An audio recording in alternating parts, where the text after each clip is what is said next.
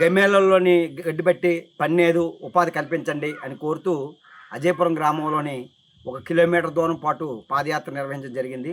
ప్రధాన కారణం ఏంటంటే అజయపురం గ్రామానికి సుమారుగా 30 జాబ్ కార్డులు ఉన్నాయి.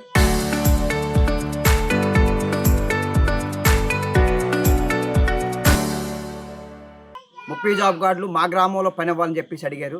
అయితే జీలుగులో అనేది ఒక 6 కిలోమీటర్ దూరంలో ఉంది. రాను పోని బోల్డు ఇబ్బంది పడుతున్నారు.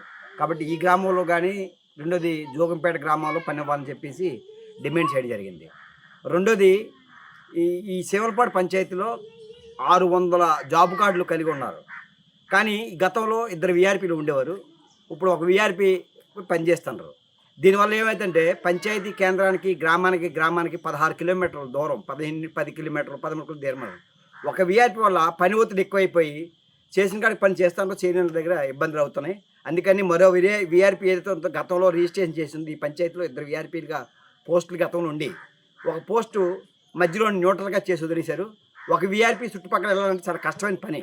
అందుకని మేటినితో పాటు వీఆర్పీని కూడా ఒక భర్తీ చేసి దాని ద్వారా పని చేస్తే గతంలో రామ్జీ పనిలో మాత్రం 125 రోజులు పని ఇస్తామని చెప్పి గ్యారెంటీ పనిని పెద్ద ఎత్తున ప్రచారం చేస్తున్నారు.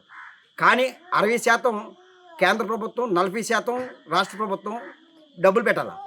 ఈరోజు అదే కాదు, ఫేస్ యాప్ ఉదయం సాయంత్రం ఫేస్ యాప్ తీయాలా. మూడోది ఏంటంటే ఈ విధంగా ఇబ్బందులు పడుతున్నారు. కాబట్టి వెంటనే అధికార యంత్రాంగం జోక్యం చేసుకొని పాత పద్ధతిలో పని ఇవ్వాలా, అజయపురం గ్రామానికి పని ఇవ్వాలా, వీఆర్పీ పోస్ట్ భర్తీ చేయాలని చెప్పి ఈరోజు నిరసన ప్రదర్శన నిర్వహించడం జరిగింది. ఇది కానీ చేయకపోతే రేపు సోమవారం నాడు ఎంపీడీఓ కార్యాలయం వద్ద పెద్ద ఎత్తున ఆందోళన చేయాలని చెప్పి భావిస్తున్నాం. తక్షణమే పని ప్రారంభించాలని మేము కోరుకుంటున్నాం. పీడీ గారు ఈ గ్రామాన్ని సందర్శించి వాస్తవ పరిస్థితులు తెలుసుకోవాలా. ఎందుకంటే అజయపురం దగ్గర సుమారు 150 ఎకరాలు ROFR పట్టాలు ఉన్నాయి. పట్టా భూమి ఉంది. ఆ భూమిలో రాతికట్లు కట్టుకోవచ్చు. ఆ పని ఇవ్వండి, లేదంటే జోగంపేట గ్రామంలో కానీ పక్కన పని ఇవ్వండి. పని ఇవ్వకపోతే ప్రభుత్వం బాధ్యత వహించాలని చెప్పేసి డిమాండ్ చేస్తూ ఈ కార్యక్రమాన్ని నిర్వహించారు.